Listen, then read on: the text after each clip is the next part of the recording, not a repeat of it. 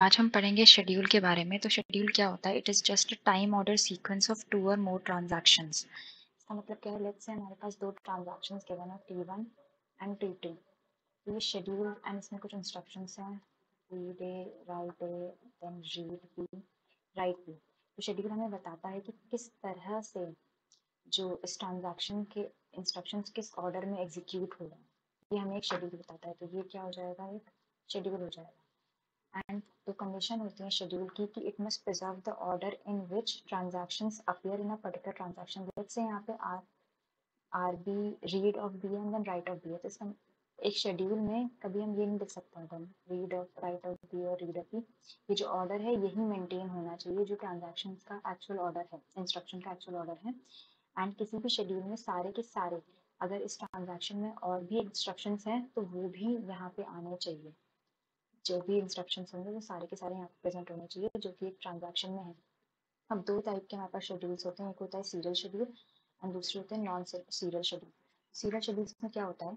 एक ट्रांजैक्शन तभी स्टार्ट हो सकता है जब दूसरा ट्रांजैक्शन खत्म हो जाए। लेट्स से हम ये एग्जांपल हो सकता है हमारे पास सीरियल शेड्यूल का, या तो T1 T2 के सारे पहले T1 के सारे इंस्ट्रक्शंस एग्जीक्यूट हो एंड देन T2 के सारे इंस्ट्रक्शंस एग्जीक्यूट हो, तो इसे बोलते हैं T1 फॉलोड बाय T2।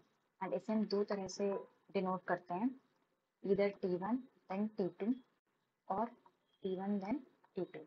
और अगर इसका अपोजिट ऑर्डर हो कि पहले T2 एग्जीक्यूट हो रहा है एंड देन T1 के सारे इंस्ट्रक्शंस एग्जीक्यूट हो रहे हैं, तो इसको हम बोलेंगे T2 फॉलोड बाय T1 और इसको हम डिनोट करते हैं T2 T1 या फिर T2 फॉलोड बाय T1, इस तरह से।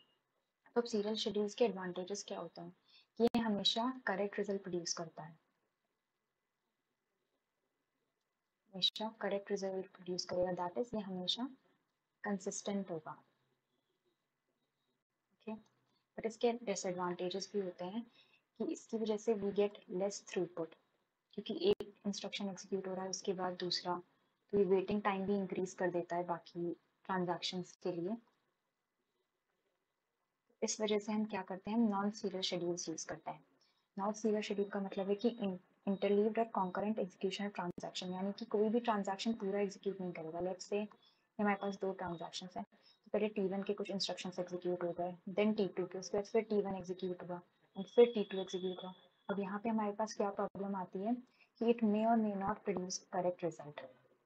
इट मे और may not produce correct result, यानी कि कंसिस्टेंट हो भी सकता है और नहीं भी हो सकता है। लेकिन हम कॉन्करेंट एग्जीक्यूशन प्रेफर क्यों करते हैं? तो इसके हमारे पास काफ़ी सारे रीजंस है। लेट्स से रिसोर्सेज का यूटिलाइजेशन इंप्रूव कर देता है, थ्रूपुट इंक्रीज करता है एंड वेटिंग टाइम जो है डिक्रीज हो जाता है, एक्सेट्रा। तो लेट्स से अब हमारे पास हमें कुछ ट्रांजैक्शंस गिवन है, n ट्रांजैक्शंस गिवन है, n है हमारे पास नंबर ऑफ ट्रांजैक्शंस, और अगर हमें फाइंड करना है नंबर ऑफ सीरियल शेड्यूल्स, इसका फॉर्मूला होता है n फैक्टोरियल। लेट्स से यहाँ पे हमारे पास दो ट्रांजैक्शंस थे T1 एंड T2, तो इसके हमें नंबर ऑफ सीरियल शेड्यूल्स हो जाएंगे 2 फैक्टोरियल विच इज 2।